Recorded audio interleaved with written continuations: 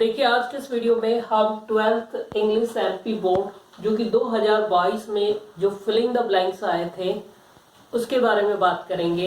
ये पार्ट 2 है। इससे पहले वाले पार्ट 1 में हमने 2 फिलिंग द ब्लैंक्स देखे थे। अब तीसरा और चौथा इसमें देखते हैं।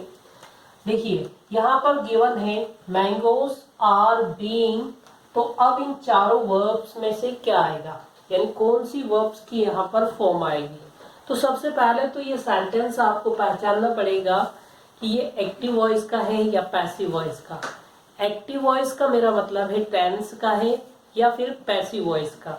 देखिए एक्टिव वॉइस में जो सब्जेक्ट है ना ये एक्टिव रहता है, और पैसिव वॉइस में जो सब्जेक्ट है ना ये पैसिव रहता है, यानी सब्जेक्ट कोई काम नहीं करता। अब देखो यहाँ पे मैंगोस है, मैंगोस तो कोई काम नहीं करता।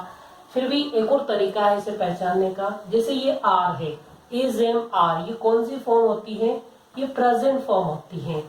उसके बाद बीइंग को हम कॉन्टिन्यूअस फॉर्म मान सकते हैं, तो यहाँ पे लिख देते हैं हम continuous form.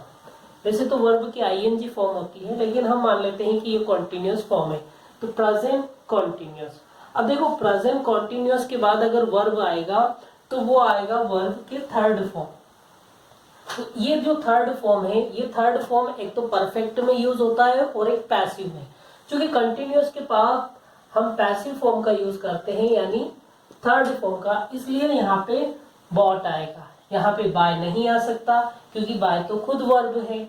Buying continuous, continuous के बाद कॉन्टिन्यूअस कैसे आएगा, और बाय ये गलत है क्योंकि जो वर्ब का जो फॉर्म है कौन सा, पास्ट यानी सेकेंड, और जो परफेक्ट फॉर्म है यानी जो थर्ड फॉर्म है वो ये वाला होता है। तो प्रेजेंट कॉन्टिन्यूअस पैसिव वाला ये जो स्ट्रक्चर है, इस वजह से यहाँ पे वर्ब की थर्ड फॉर्म यानी वर्ब की परफेक्ट फॉर्म का यूज होगा।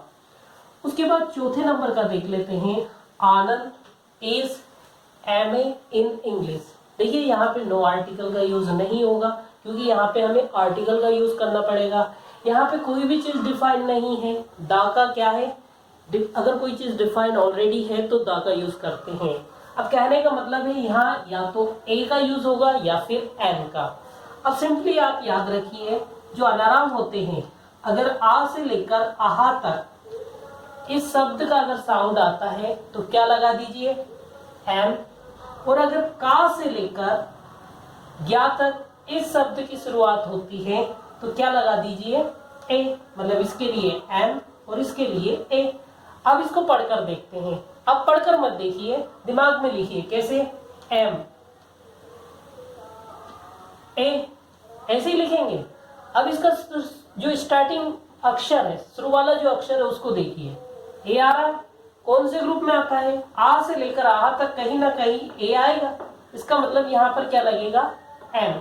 और अगर यहाँ पे मान लीजिए का होता तो फिर क्या लगता, या का के बीच में चा होता, कोई सा भी इसके बीच कोई शब्द होता तो फिर क्या लगता, ए लगता। लेकिन इस सिचुएशन में क्या लगेगा, ए एन।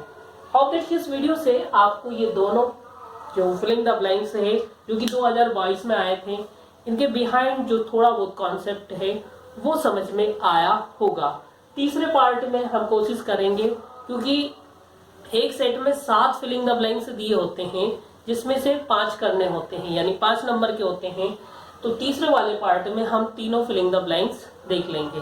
अगर इससे पहले वाला पार्ट नहीं देखा है तो जरूर देखिएगा। Thank you for watching and see you next time.